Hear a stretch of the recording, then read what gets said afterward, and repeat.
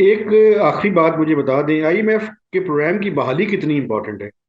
मैं आसानी से इसको हम लोगों के लिए, ताकि पाकिस्तान की जो बैलेंस ऑफ पेमेंट्स है, यानी कि जो माली खसारे की प्रॉब्लम है, वो आईसीयू में है।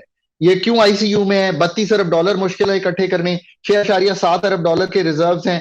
$4 अरब का तो इसमें सेफ डिपॉजिट है। $3 अरब का हमारा केएसए का डिपॉजिट है। $2 अरब का यूएई का डिपॉजिट है।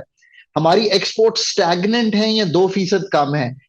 हमारी जो इंपोर्ट्स हैं वो अभी भी बढ़ी हुई हैं। एडमिनिस्ट्रेटिव कंट्रोल्स के बावजूद बड़ा मुश्किल हो रहा है संभालना।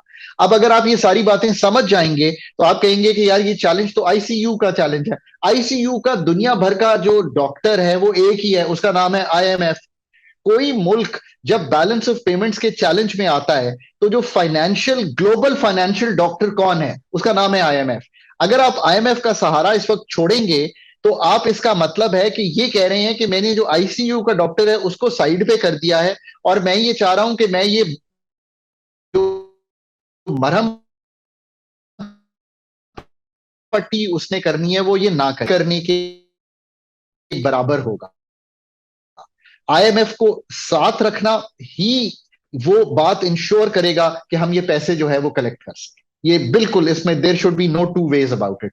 अब मेरा बेस केस सिनारियो मेहताब साहब गुड न्यूज के साथ जो है वो आपके सामने हम आखिर में रखते हैं। वो ये है कि मेरे ख्याल में कि गवर्नमेंट, जो मेरी अंडरस्टैंडिंग है गवर्नमेंट के साथ, वो ये है कि government will make all it's efforts कि अगर दिसंबर में नहीं तो जनवरी में ये मिशन जो है वो पाकिस्तान आए। बिल्कुल ठीक है।